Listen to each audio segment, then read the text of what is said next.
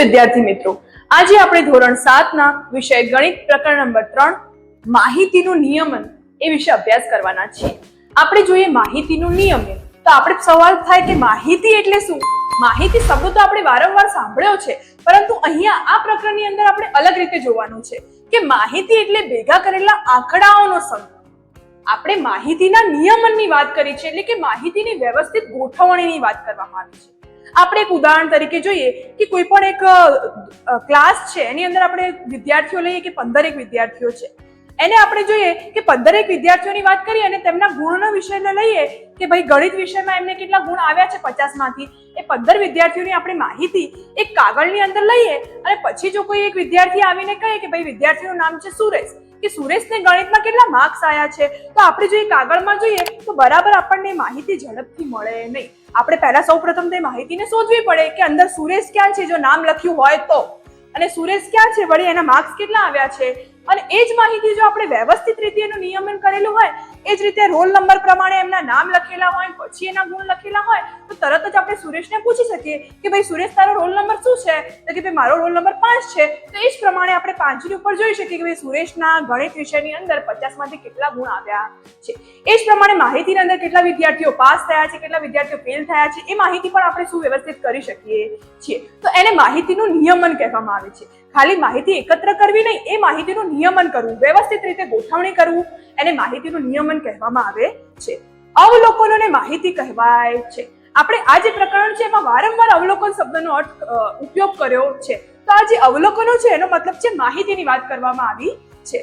કોઈ એક સંખ્યા સમગ્ર માહિતી પ્રતિનિધિત્વ મૂલ્ય કે કેન્દ્રવર્તી મૂલ્ય ધરાવે છે, અને આ જે મધ્યવર્તી સ્થિતિના જે માપ છે એના 3 પ્રકાર છે। આ પ્રકારો વિશે આપણે અભ્યાસ કરવાનો છે, અને આ પ્રકારો વિશેના દાખલા આપણે આજે જોવાના છીએ। તો આપણે જોઈએ પહેલું છે સરાસરી, કે જેને આપણે સરેરાશ કે મધ્યક પણ કહીએ છીએ। મિત્રો આપણે જોઈએ કે આજે તો ધોરણ 7 ની અંદર તો આપણે વારંવાર સરાસરી શબ્દ જ ઉપયોગ કરીશું, પણ આગળના ધોરણમાં ધોરણ 8, 9 કે 10 હોય કે પછી આપણે 11, 12 માં કોમર્સ લીધું હોય તો આંકડાશાસ્ત્રમાં પણ વારંવાર મધ્યક શબ્દનો અર્થ ઉપયોગ કરવામાં આવે છે। તો આ મધ્યક હોય, સરેરાશ હોય કે સરાસરી હોય, ત્રણેયનો મતલબ એક જ થાય છે। પછી આપણે જોવાના છે બહુલક, અને પછી આપણે જોઈશું મધ્યસ્થ। એટલે આપણે જે માહિતી આપેલી હશે, જે અવલોકનો આપેલા હશે, એમાંથી આપણે સરાસરી, બહુલક અને મધ્યસ્થ મેળવીશું। આપણે સૌપ્રથમ જોઈએ સરાસરી શું છે, તો જે પણ અવલોકનો આપેલા હશે એ બધા જ અવલોકનોનો આપણે સરવાળો કરવાનો છે।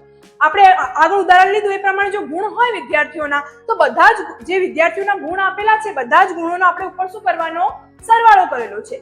એ જ પ્રમાણે આપણને ઊંચાઈ આપી હોય તો બધા જ અવલોકનો એટલે કે બધા જે વિદ્યાર્થીઓ છે એમની ઊંચાઈનો ઉપર શું કરવાનો, સરવાળો કરવાનો છે। અને નીચે અવલોકનોની સંખ્યા એટલે કે કેટલા વિદ્યાર્થીઓ લીધા છે, કે કેટલા આપણે કોઈ પણ બીજા ખેલાડીઓ લીધા હોય તો કેટલા ખેલાડીઓ લીધા છે, તેમની સંખ્યાઓ અહીંયા મૂકવાની છે। એ જ પ્રમાણે આપણે જોઈએ કે માહિતીની સરાસરી એ સૌથી વધારે તથા સૌથી ઓછું મૂલ્ય ધરાવતા અવલોકનોની વચ્ચે હોય છે। એ ના જે આપણે સૌથી ઓછી આપી હોય એનાથી ઓછી ન હોઈ શકે, અને જે સૌથી વધારે આપી છે એનાથી વધારે ન હોઈ શકે, વચ્ચેનું માપ એ સરાસરી દર્શાવે છે। એ જ પ્રમાણે આપણે જોઈએ કે બહુલક, તો આપેલી માહિતીમાં એકથી વધુ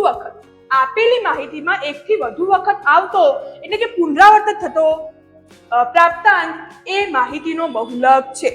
આપણને જે માહિતી આપેલી છે, જે અવલોકનો આપેલા છે, એમાં કોઈ પણ એવું અવલોકન છે જે વારંવાર આપણે આવી રહ્યું છે, આપણે લઈ લીધું કે ભાઈ 15 વિદ્યાર્થીઓ છે, એમના ગુણોની વાત કરીએ કે કોઈને વારંવાર 40 ગુણ આવી રહ્યા છે, તો એ જે 40 છે તેને આપણે બહુલક કહી શકીએ। એ જ પ્રમાણે આપણે જોઈએ મધ્યસ્થ શું છે, તો મિત્રો આપેલી માહિતીને ચડતા ક્રમમાં કે ઉતરતા ક્રમમાં પહેલા ગોઠવવાની।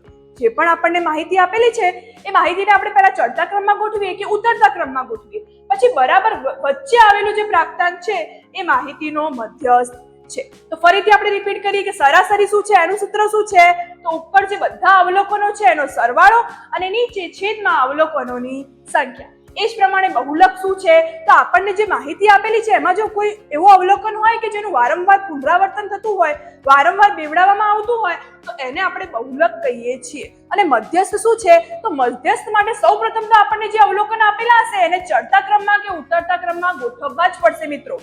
જો તમે ચડતા ક્રમમાં કે ઉતરતા ક્રમમાં ગોઠવ્યા વગર વચ્ચેની જો અવલોકન લીધું તો એ આપણો દાખલો ખોટો પડશે. તો સૌપ્રથમ આપણે જ્યારે મધ્યસ્થની વાત હોય ત્યારે આપણે એને ચડતા ક્રમમાં કે ઉતરતા ક્રમમાં ગોઠવી દઈશું અને પછી જે બરાબર વચ્ચે અવલોકન આવશે તેને આપણે મધ્યસ્થ કહીએ છીએ. વળી આપણે અવલોકનો આપેલા હોય છે એમાં આપણે અવલોકનોનો વિસ્તાર શોધવાનું કહ્યું હોય છે. તો જે અવલોકનો છે એમાંથી જે મહત્તમ મૂલ્ય છે એની અંદરથી આપણે જો આપેલું લઘુત્તમ મૂલ્ય જો બાદ કરીશું તો આપણને માહિતીનો વિસ્તાર મળે છે. તો વિદ્યાર્થી મિત્રો, હવે આપણે કેટલાક ઉદાહરણો જોઈએ. તો ઉદાહરણ, કોઈ વર્ગના એક મૂલ્યાંકનમાં મેળવેલ નીચે દર્શાવેલ ગુણને કોષ્ટકમાં દર્શાવો તેમજ માહિતીનો વિસ્તાર અને સરાસરી શોધો. આપણને અહીંયા માહિતીનો વિસ્તાર અને સરાસરીની સાથે કોષ્ટકમાં દર્શાવો એવું પણ કહ્યું છે. તો સૌપ્રથમ આપણે જોઈએ કે કોષ્ટકમાં કેવી રીતે દર્શાવવાનું છે. તો વિદ્યાર્થી મિત્રો, અહીંયા આપણને જે અવલોકનો આપેલા છે એ અવલોકનોને પહેલા આપણે ઊભા દર્શાવીશું. તો આપણે અહીં જોયું કે સૌપ્રથમ આપણને આપેલા શું છે, અવલોકનો, ગુણ આપેલા છે. તો આપણે જોઈએ કે સૌથી નાના ગુણ કયા છે, સૌથી ઓછામાં ઓછો ગુણ કયા છે અહીંયા. તો આપણે અહીંયા અવલોકનો જોઈએ કે સૌથી ઓછા આપણા છે 1. એ જ પ્રમાણે જોઈએ કે સૌથી વધારે કયા છે, તો સૌથી વધારે આપણા છે 9. ઘણા આપણા વિદ્યાર્થી મિત્રો શું કરતા હોય છે કે અહીંયા જે આપેલા છે એ જ લાઈનસર અહીંયા લખી દેતા હોય છે. પણ વિદ્યાર્થી મિત્રો, એવું કરવાનું નથી. આ 4 છે, ફરીવાર અહીંયા 4 આવેલા હશે તો શું કરશો, આપણે જેટલા છે એ એક જ વાર લખવાના છે. આ જે અવલોકનો છે એની સંખ્યા આપણે એક જ વાર આવી જોઈએ. જો 1 લખીએ તો ફરી 1 આવવો જોઈએ નહીં. એટલે આપણે લાઈનમાં બધા અવલોકનો લખવાના છે. તો આપણે જોઈએ કે સૌથી ઓછામાં ઓછો અવલોકન આપણો 1 છે અને સૌથી વધારેમાં વધારે 9 છે. તો આપણે 1 થી 9 લઈ શકીએ. તો આપણે અહીંયા લઈએ કે ગુણ જે આપેલા છે આપણે વારાફરતી 1 થી 9 સુધી લઈએ. 1 2 3 4 5 6 7 8 અને 9. છેલ્લે આપણે 9 સુધી આપેલું છે. હવે આપણે જોઈએ કે આવૃત્તિ ચિહ્નો કેવી રીતે દર્શાવવાના છે. તો મિત્રો, આપણે બાળપણથી ભણીએ છીએ ત્યારે જ્યારે સરવાળા કરતા હતા નાના હતા ત્યારે, એટલે જેમ આપણે ગણતા કે ભાઈ 4 આપેલા છે તો 4 કેવી રીતે કરતા હતા, 1 2 3 4 એવી રીતે ઊભી લીટીઓ કરતા હતા. તો આમાં પણ આપણે આવૃત્તિમાં આપણે આ જે અવલોકનો છે એ પ્રમાણે અહીંયા ઊભી લીટીઓ કરવાની છે. પણ આમાં ધ્યાન શું રાખવાનું છે કે જ્યારે આપણે આવૃત્તિની લીટીઓ દોરતા હોઈએ ત્યારે 1 2 3 અને 4 પછી 5મી લીટી આપણે આને આડી કરવાની છે. એટલે આ 5નું ઝુમખું છે એમ કહી શકાય. એટલે આવું શા કારણે કરીએ છીએ એનું પણ કારણ છે મિત્રો. જો આ મેં અહીંયા માહિતી દર્શાવી છે તો આપણે જો એને ગણીએ તો આપણને ખબર પડે કે આ 5 છે, એ પ્રમાણે આ પણ 5 છે. એટલે 5 ને 5 10 ને 1 11 હશે. તો જો આ આડી લાઈન ન કરેલી હોય અને બધી સીધી લાઈન દોરેલી હોય તો બધી આપણે ગણવી પડે કે 1 2 3 4 એટલે 11 ક્યાં આવે છે જે આપણે ગણીએ ત્યારે. પણ આમાં આપણને સીધું ખબર પડે કે આ એક ઝુમખું છે 5નું છે, આ પણ 5નું છે, એટલે 5 ને 5 10 થાય છે. તો માહિતી જો વધારે હોય તો એનો સરવાળો કરવામાં આપણને સરળતા રહે છે. તો આપણે જોઈએ કે આવૃત્તિ અહીંયા કેવી રીતે આપણે દોરી શકીએ. તો સૌપ્રથમ આપણે જોઈએ કે અહીંયા આપણને આપેલા છે 4. તો ઘણા વિદ્યાર્થી મિત્રો શું કરતા હોય છે કે 1 છે તો આવૃત્તિ ચિહ્ન માટે પહેલા અહીંયા 1 જુએ કે ક્યાં છે, કેટલી વાર છે, પછી એટલી વાર અહીંયા ઊભી લાઈન કરતા હોય છે. પણ એવું નથી કરવાનું મિત્રો, કારણ કે જો આપણે એવું કરીએ તો આપણે કન્ફ્યુઝ થવાના ચાન્સ વધારે રહે છે અને ખોટા પડવાના પણ ચાન્સ વધારે રહે છે. આપણે એવું કરીશું નહીં. આપણે જે અવલોકનો આપેલા છે એ સ્ટેપ બાય સ્ટેપ એક એક અવલોકનને લઈશું. તો આપણે સૌપ્રથમ જોઈએ કે 4. તો અહીંયા આપણે લઈ લઈએ કે 4 ક્યાં છે, તો કે અહીંયા છે, તો 4 ને એક ઊભી લાઈન દોરીશું આપણે. એ જ પ્રમાણે પછી લેવાના 6, પછી 7, પછી 3, 5, પછી ફરી 5, 4, પછી છે 4, પછી છે 2, પછી છે 5, ફરી 5. એ જ પ્રમાણે 9 અને 1 છે તો 9, 1, પછી છે 8 અને 2, તો આપણે કરીએ 8 પર, પછી કરીએ 2 પર, પછી છે 2 વાર 6 છે તો આપણે 6 પર કરીશું મિત્રો. પછી છે 5 પર, 7 પર, તો આપણે 5 પર જોઈએ કે 4 નો ઝુમકો થઈ ગયો છે એટલે આપણે શું કરીશું, 5મી લાઈન કેવી કરવાની છે, આડી કરવાની છે. એટલે 5, પછી છે 7 અને છેલ્લે આપણે છે 6. તો મિત્રો, હવે જે આપણે આવૃત્તિ ચિહ્નો કર્યા છે એ ગણીને આપણે અહીંયા વિદ્યાર્થીઓની સંખ્યા લખવાની છે કે એક જે ગુણ છે એ કેટલા વિદ્યાર્થીઓને આયા છે, તો એક વિદ્યાર્થીને આયા છે. એ જ પ્રમાણે 2 ગુણ કેટલા વિદ્યાર્થીને આયા છે, 2 ગુણ આયા છે.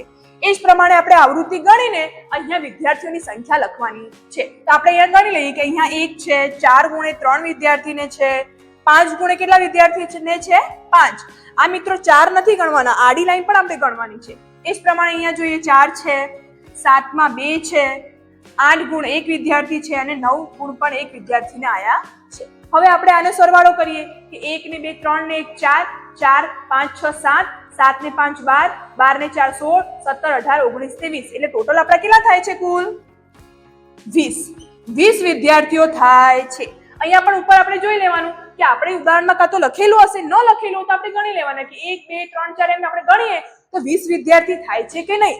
જો ન થતા હોય તો આપણે અહીંયા ગણવામાં કોઈ ભૂલ થઈ છે મિત્રો, ફરીથી એકવાર ચેક કરી લેવાનું કે આપણે ગણવામાં ક્યાંય ભૂલ તો નથી કરી.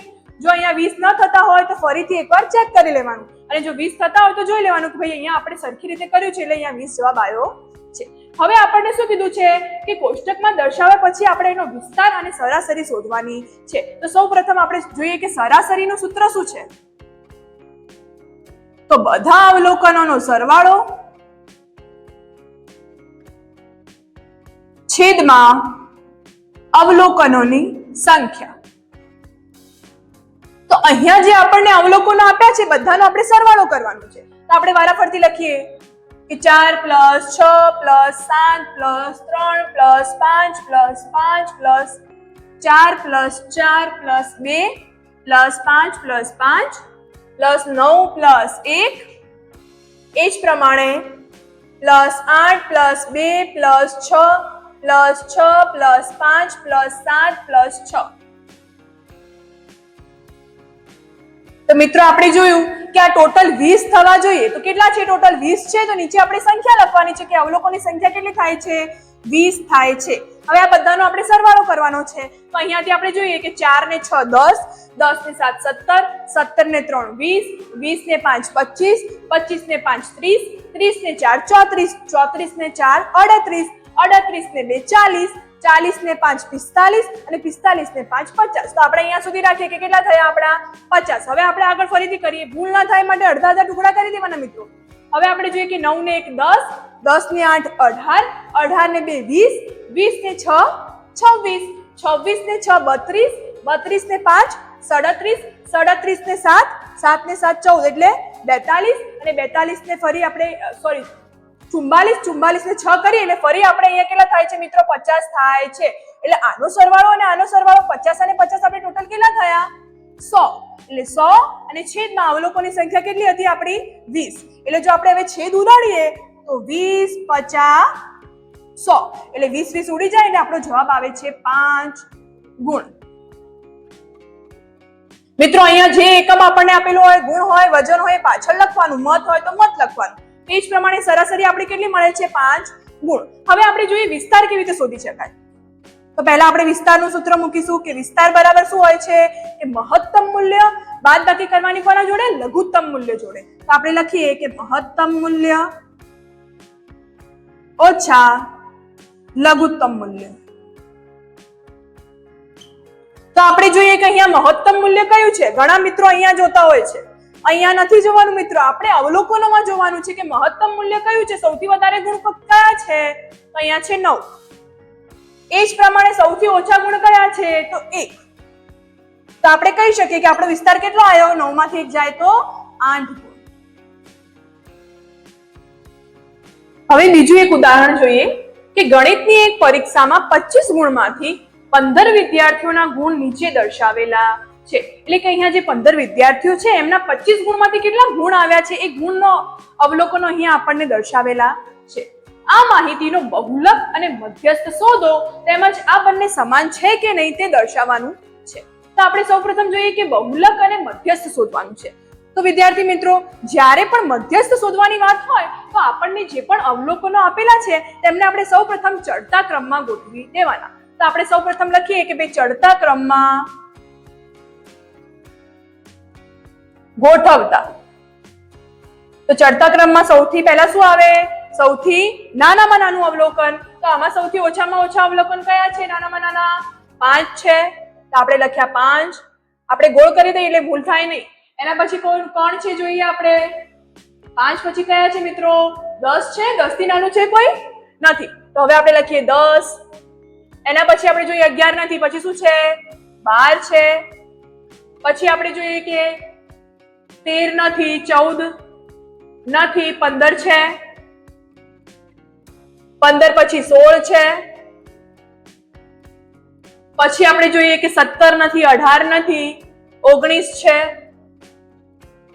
પછી આપણે જોઈએ આમાં કે 19 આયા પછી 20 છે, પણ 20 મિત્રો 3 વાર છે. આ 1, આ 2 અને આ 3. તો આપણે 3 વાર લખવાના. 20 એ 3 વાર છે. એના પછી જોઈએ 20 પછી શું આવે છે? તો 20 પછી 23 છે. 23 પછી શું છે? તો 25. 23 પછી 24 છે.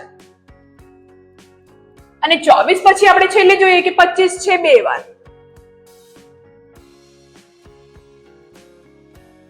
તો મિત્રો આ અવલોકનોને આપણે ચડતા ક્રમમાં ગોઠવ્યા. હવે આપણને કીધું છે બહુલક શોધો. તો બહુલક માટે આપણે શું કરીએ છીએ? બહુલક એટલે શું? કે જે આપણને અવલોકનો આપેલા હોય છે એમાંથી જે સૌથી વધારે વાર પ્રાપ્તાંક આવ્યું હોય, વારંવાર દેવડાયું હોય, એને બહુલક કહે છે. તો આપણે શું લખીશું?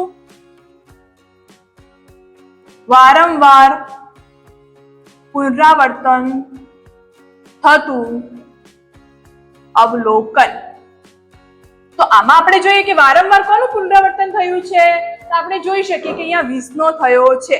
અહીંયા આપણે 25 પણ જોઈ શકીએ, પણ 25 એ 2 વાર આવ્યું છે અને 20 એ 3 વાર આવ્યા છે. તો સૌથી વધારે વાર કોનું પુનરાવર્તન થયું છે? 20 નું. તો આમાં આપણો બહુલક શું મળે છે? 20 મળે છે. એટલે કે વારંવાર પુનરાવર્તન થતું અવલોકન કે પ્રાપ્તાંક એ 20 છે. માટે બહુલક એ આપણું 20 થાય છે. 20 શું છે? અહીંયા ગુણ છે, માટે અહીંયા પાછળ એકમ લખવાનું ભૂલવાનું નથી. જો આપણે પરીક્ષામાં ભૂલી જઈએ તો એનો અડધો માર્ક્સ કપાઈ જાય મિત્રો. આપણને આવડતું હોય, આપણે લખ્યું પણ હોય, છતાં પણ માર્ક્સ ઓછા મળે છે. હવે આપણે જોઈએ, આપણને કીધું છે મધ્યસ્થ શોધો. તો આપણે જોઈએ કે મધ્યસ્થ એટલે શું? કે આપણને જે અવલોકનો આપેલા છે એમાં જે બરાબર વચ્ચે પ્રાપ્તાંક આવતો હોય તેને મધ્યસ્થ કહે છે. તો બરાબર વચ્ચે મળતો પ્રાપ્તાંક. બરાબર.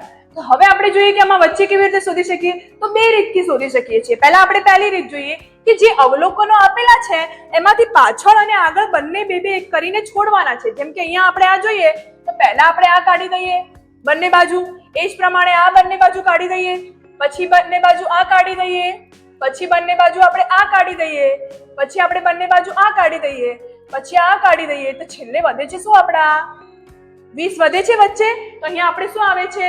બરાબર વચ્ચે મળતો પ્રાપ્તાંક કયો છે? 20 છે. તો મિત્રો આપણે જોયું કે કેવી રીતે ચડતા ક્રમમાં ગોઠવ્યા પછી બરાબર વચ્ચે 20 આવે છે. આપણે આ બાજુ ગણવાના કે 1 2 3 4 5 6 છે. એ જ પ્રમાણે આ બાજુ પણ એટલા ને એટલા પ્રાપ્તાંકો મળવા જોઈએ. તો બરાબર વચ્ચે મળતો પ્રાપ્તાંક આપણો કેટલો છે? 20 છે. એટલે આપણે શું કહી શકીએ? મધ્યસ્થ કેટલું છે આપણું? 20 ગુણ છે. હવે આપણને પ્રશ્ન શું પૂછ્યો છે કે આ બંને સમાન છે? તો લખવાનું મિત્રો કે બંને સમાન છે.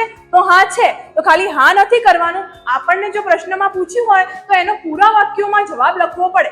તો આપણે અહીંયા શું લખીશું કે હા બહુલક અને મધ્યસ્થ એ સમાન છે. હવે એક આપણે ઉદાહરણ જોઈએ કે પ્રથમ 5 પૂર્ણ સંખ્યાઓની સરાસરી શોધો. સરાસરી શોધવાની છે, પણ કોની? પ્રથમ 5 પૂર્ણ સંખ્યાઓની. તો જે વિદ્યાર્થી મિત્રોએ અમારો આગળનો વિડીયો જોયો હશે એને તો ખબર જ હશે કે ભાઈ પૂર્ણ સંખ્યાઓ એ કઈ સંખ્યાઓ છે? પૂર્ણ સંખ્યાઓમાં કોનો સમાવેશ થાય છે? સૌપ્રથમ શૂન્યનો સમાવેશ થાય છે. ઘણા મિત્રો 1 થી ચાલુ કરે છે, પણ નથી. પૂર્ણ સંખ્યાઓ ક્યાંથી શરૂઆત થાય? 0 થી થાય છે. તો પ્રથમ આપણે 5 પૂર્ણ સંખ્યાઓ લખીશું. તો પ્રથમ 5 પૂર્ણ સંખ્યાઓ બરાબર કઈ સંખ્યા? શરૂઆત ક્યાંથી થાય છે મિત્રો? 0 થી. 0 1 2 3 અને 4. 4 સુધી જ લઈશું કારણ કે ટોટલ કરીએ તો 5 થઈ ગઈ 0 ની સાથે. હવે એમની સરાસરી શોધવાની છે.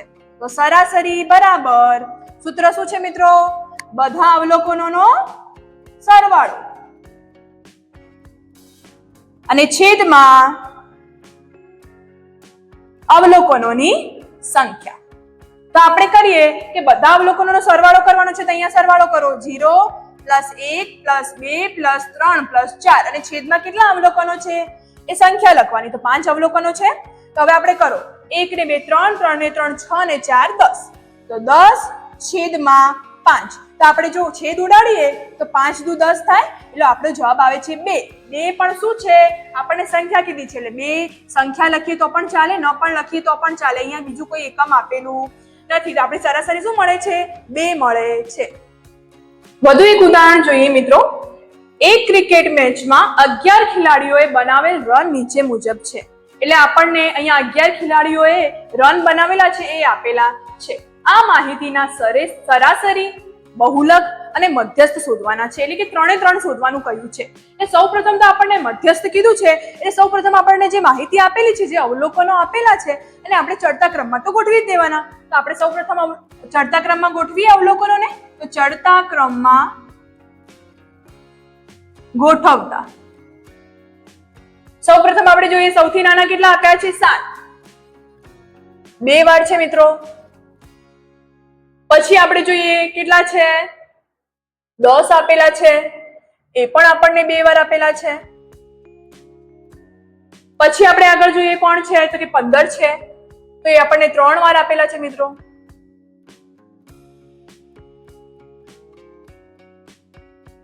પછી આપણે જોઈએ કોણ છે તો 50 છે, પછી 80 ને 100 અને છેવટે 120. તો આ આપણે સૌપ્રથમ અવલોકનોને ચડતા ક્રમમાં ગોઠવ્યા. હવે આપણે જોઈએ સરાસરી. તો સરાસરી બરાબર મિત્રો સૂત્ર શું છે સરાસરીનું? બધા અવલોકનોનો સરવાળો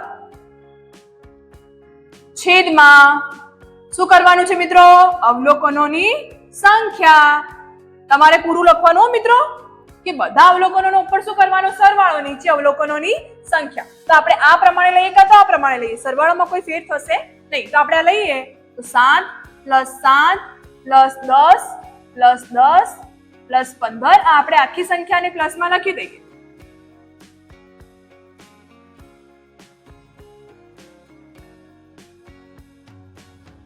છેદમાં આપણને ટોટલ કેટલી સંખ્યાઓ આપી છે? કેટલા ખેલાડીઓ છે? 11. એટલે અહીંયા નીચે કેટલા હશે? સંખ્યાઓ કેટલી હશે? 11. હવે આપણે આનો સરવાળો કરીએ તો મિત્રો અડધો અડધો પણ કરી શકીએ છીએ. આપણે જોઈએ 7 ને 7 કેટલા થાય? 14, 14 ને 10 24, 24 ને 10 34, 34 ને 15. તો 34 ને 15 કેટલા થાય મિત્રો? આપણે ગણો તો 49 થાય છે. 49 ને 15 તો 49 ને 15 કરીએ તો મિત્રો કેટલા થાય છે?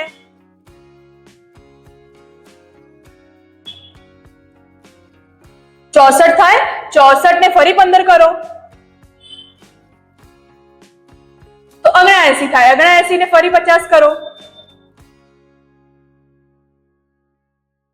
તો 129 થાય છે મિત્રો. એ જ પ્રમાણે 129 આપણે 60 માં રાખીએ અને આનો આપણે સરવાળો કરીએ તો આપણે જોઈ શકીએ કે 100, 200, 220 ને 80 એટલે કેટલા થાય છે? આપણે 300 થાય છે. તો આપણે અહીંયા લખીએ કે 300 એટલે ટોટલ મિત્રો આપણું શું થાય છે? 429 એવો જવાબ આવે છે. તો આપણે જોયું કે 129 અને 300 એટલે 429 થયા. તો 429 છેદમાં 11. તો હવે આપણે ભાગાકાર કરીએ તો સીધો કરીએ મિત્રો તો 11 તરી 33 કરીએ તો 42 માંથી જો આપણે 33 નીકાળીએ તો કેટલા વધે છે?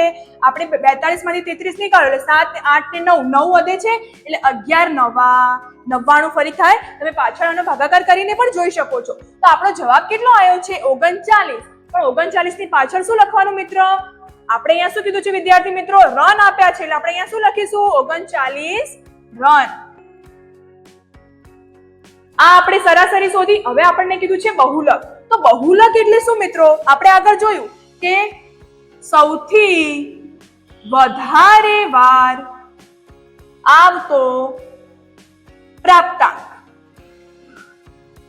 તો આમાં સૌથી વધારે વાર કોણ આવે છે મિત્રો? જુઓ 10 2 વાર આવે છે, 15 3 વાર આવે છે. બીજું કોઈ આવે છે? તો કે ના, 15 એ 3 વાર આવે છે. વારંવાર 15 એ 3 વાર આવે છે. 10 ને જોઈએ તો ખાલી 2 વાર આવે છે. 15 એ 3 વાર આવે છે. તો અહીંયા આપણે શું લખીશું? સૌથી વધારે વાર આવેલો પ્રાપ્તાંક કયો છે આપણો? 15. એટલે આપણો બહુલક શું થશે? 15 રન. એ જ પ્રમાણે આપણે જોઈએ મધ્યસ્થ એટલે શું છે તો કે બરાબર વચ્ચે આવેલી આવૃત્તિ, બરાબર વચ્ચે આવેલો અવલોકન કે પ્રાપ્તાંક. તો આપણે લખીએ કે બરાબર વચ્ચે આવેલો પ્રાપ્તાંક. તો આપણે જોઈએ કે કેવી રીતે કરતા હતા પહેલા આપણે કે પાછળના છોડી દેવાના, આગળ પાછળના એક છોડ્યો, પછી આને આપણે નીકાળી દઈએ, પછી આને નીકાળી દઈએ, એ જ પ્રમાણે આને નીકાળી દઈએ, આને નીકાળી દઈએ, તો છેવટે આપણે શું વધે છે 15. મિત્રો બીજી એક રીત છે કે આપણને ટોટલ અવલોકનો કેટલા આપ્યા છે પહેલા એ જોવાના. તો ટોટલ અવલોકનો આપણને કેટલા આપ્યા છે 11.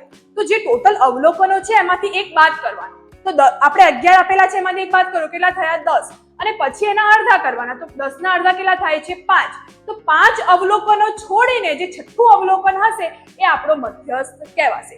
ફરીથી જોઈએ કે જે અવલોકનો આપેલા છે એને આપણે ચડતા ક્રમમાં ગોઠવવાના, પછી જેટલા અવલોકનો આપણને આપેલા હોય એમાંથી એક બાદ કરીને એને અડધા કરીને પછી જે જવાબ આવે એને આગળનો પ્રાપ્તાંક લેવાનો છે. એ અવલોકનો છોડીને એના આગળનો અવલોકન લેવાનો છે. એટલે આપણને અહીંયા 11 અવલોકન આપેલા છે, એમાંથી એક બાદ કરીએ એટલે 10, એના અડધા કરીએ એટલે 5, એટલે કે 5 અવલોકન છોડીને જે છઠ્ઠું અવલોકન હશે એ આપણું મધ્યસ્થ થશે. તો આપણે અહીંયા જોઈએ કે 11 છોડ્યા, 11 માંથી એક નીકળે એટલે 10 થયા, 10 ના અડધા 5 થયા. તો અહીંયા નીકાળો 1 2 3 4 ને 5, 5 નીકાળીને છઠ્ઠો જે અવલોકન હોય એ આપણો મધ્યસ્થ થશે. તો આપણે અહીંયા મધ્યસ્થ છઠ્ઠો અવલોકન કયો આવ્યો છે 15.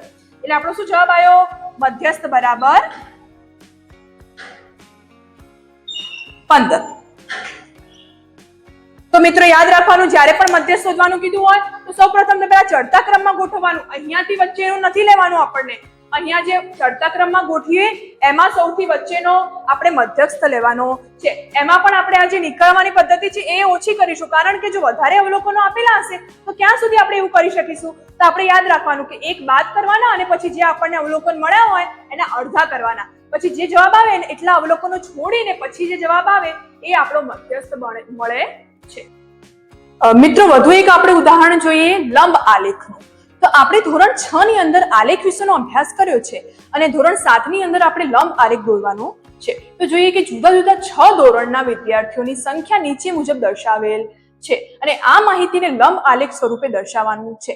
અહીંયા આપણને ધોરણ આપેલા છે કે 5, 6, 7, 8 એમ કરીને 5મું ધોરણથી લઈને 10મા ધોરણ સુધીની આપણને માહિતી આપેલી છે, જેમાં વિદ્યાર્થીઓની સંખ્યા આપી છે કે ભાઈ 5મામાં કેટલી છે, 6મામાં કેટલી છે, એ જ પ્રમાણે 10મા સુધીમાં કેટલી વિદ્યાર્થીઓની સંખ્યા છે એ આપેલી છે. આ માહિતીને આપણને આલેખમાં દર્શાવવાનું છે. આપણી પાસે અહીંયા બોર્ડ છે, તમારી પાસે આલેખ છે, માટે અહીંયા બોર્ડ પર થોડું ઘણું આડું અવળું થશે પણ તમારે લાઈનની ઉપર લાઈન દોરવાની છે મિત્રો. બરાબર. તો આપણે જોઈએ કે અહીંયા આપણને ગુણાત્મક માહિતી આપેલી છે અને આ આપણી સંખ્યાત્મક માહિતી છે. તો જ્યારે આપણે આલેખ દોરીએ ત્યારે જે આડી લીટી હોય છે એ આપણું હોય છે એક્સ અક્ષ. એ જ પ્રમાણે જે આપણી ઊભી લીટી હોય છે એ આપણું હોય છે વાય અક્ષ. બરાબર. અને વચ્ચે અહીંયા આપણે લઈએ છીએ 0 અને નીચે જે એક્સ અક્ષ હોય છે ત્યાં આપણે ગુણાત્મક માહિતી દર્શાવીએ છીએ અને વાય અક્ષ પર આપણે સંખ્યાત્મક માહિતી દર્શાવીએ છીએ. તો આપણે અહીંયા જોઈએ કે વિદ્યાર્થીઓની સંખ્યા આપેલી છે, સૌથી વધારે આપણે જોઈએ કે ભાઈ 135 સુધી છે. તો આપણે જો 10, 20, 30 એમ લઈએ તો આપણે 140 સુધી જઈ શકીએ.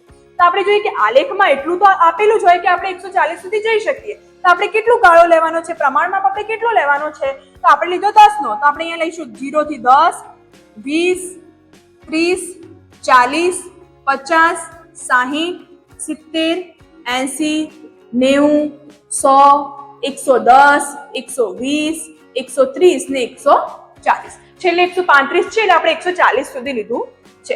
એ જ પ્રમાણે આ આપણી કઈ માહિતી છે અહીંયા લખવાનું પણ છે મિત્રો. આપણે કઈ માહિતી લીધી? વિદ્યાર્થીઓની સંખ્યા. તો આપણે અહીંયા લખવાનું આડું કે ભાઈ વિદ્યાર્થીઓની સંખ્યા. આ બાજુ આપણે વિદ્યાર્થીઓની સંખ્યા લીધી છે. એ જ પ્રમાણે અહીંયા આપણે શું લઈએ છીએ? ધોરણ. તો અહીંયા આપણે શું લીધું? ધોરણ. તો મિત્રો અમુક વસ્તુ આપણે લખવી ખૂબ જરૂરી છે. સૌથી પહેલા આપણે લખ્યું એક્સ અક્ષ, વાય અક્ષ, પછી આપણે એક્સ અક્ષ ઉપર શું દર્શાવ્યું છે? તો ધોરણ દર્શાવ્યું છે. વાય અક્ષ ઉપર આપણે શું દર્શાવ્યું છે? તો કે વિદ્યાર્થીઓની સંખ્યા દર્શાવી છે. એ જ પ્રમાણે આપણે પ્રમાણ માપ કેટલું લઈએ છીએ એ પણ દર્શાવ્યું છે. તો પ્રમાણ માપ 1 સેન્ટીમીટર બરાબર આપણે કેટલું લીધું છે? અહીંયા જુઓ 10 લીધું છે, તો આપણે અહીંયા લખીશું 10. 10 શું છે? વિદ્યાર્થીઓની સંખ્યા છે. તો 10 વિદ્યાર્થી. તો મિત્રો આપણે બીજું કંઈ ના કરીએ, આટલું કરીએ ને તો પણ આપણને અડધા માર્ક્સ મળી જાય. આપણે માહિતી તો પછી વાત, પહેલા આપણે આટલું તો તૈયાર કરી જ લેવાનું, અને બધામાં તો આ તો સરખું જ હોય છે મિત્રો. માહિતી તો પછી દર્શાવવાની વાત છે. બધામાં પ્રમાણ માપ હોય કે એક્સ અક્ષ વાય અક્ષ, એ તો બધું સરખું જ હોય છે. તો અડધા માર્ક્સ તો આપણને રોકડા મળી જાય. તો આટલું તો પહેલા આપણે કરી જ લેવાનું મિત્રો. હવે આપણે આગળ જોઈએ, પહેલું છે 5મું. તો અહીંયા જે આપણે દોરેલું હોય છે આલેખમાં, અહીંયા એક માપ આપણે છોડી દેવાનું. એના પછી આપણે એક લંબ દોરીએ તો અહીંયા આપણને કીધું છે 135 સુધી જવાનું છે. તો 135 આપણે અહીંયા જોઈએ તો ક્યાં આવે? તો 130 થી 140 ની બરાબર વચ્ચે લઈએ તો 135 આવે છે. આપણે અહીંયા બોર્ડ છે તમારા આલેખમાં બરાબર વચ્ચે આડી લાઈનો દોરેલી છે. તો એ લાઈન 10 લાઈન હોય તો એ લાઈનને ગણીને પછી કરવાનું કે 130 પછી શું આવશે? 131, 132 એમ 135 ઉપર તમારે આડી લાઈન દોરવાની છે. તો આપણે અહીંયા જોઈએ કે 135 અહીંયા બરાબર વચ્ચે આવે છે. તો આપણે અહીંયા લઈ શકીએ. તો આપણે આ દોરીએ અહીંયા, તો અહીંયા 135 આવે છે. તો આ આપણું શું છે? 5મું. તો અહીંયા આપણે લખી દઈએ 5મું. તમે એ જ પ્રમાણે અહીંયા નીચે પણ લખી શકો છો, અહીંયા પણ લખી શકો, અહીંયા નીચે પણ લખી શકો મિત્રો કે આ કયું ધોરણ છે? તો કે 5મું. ચલો બીજું આપણે જોઈએ 120. તો 120 ક્યાં આવે છે? બરાબર અહીંયા જોવાના કે 120 અહીંયા આવે છે. એ જ પ્રમાણે આપણે 120 અહીંયા દોરીશું. મિત્રો તમારી પાસે સ્કેલ પણ હશે અને આલેખ પણ હશે, તો લીટી ઉપર લીટી દોરવાની. બરાબર? એ જ પ્રમાણે આપણે જોઈએ કયું છે? તો કે 6થું છે. અહીંયા પણ આપણે લખી શકીએ 6થું છે. અહીંયા આપણે ઉપર પણ લખી શકીએ. આ કેટલા છે? 135 ગુણ છે, વિદ્યાર્થીઓની સંખ્યા છે. એ જ પ્રમાણે અહીંયા કેટલા છે? 120 છે. હવે આપણે જોઈએ કે ભાઈ 7મા ધોરણમાં કેટલા છે? 95 છે. તો 95 ક્યાં આવે? તો કે ભાઈ 90 અને 100 ની બરાબર વચ્ચે. તો આપણે જોઈએ કે અહીંયા આવી શકે. તો આપણે આ લાઈન અહીંયા લઈશું 95 ઉપર. તો આપણે અહીંયા લખી દઈએ કેટલા છે વિદ્યાર્થીઓ? 95 છે. અને આ કયું છે આપણું? 7મું.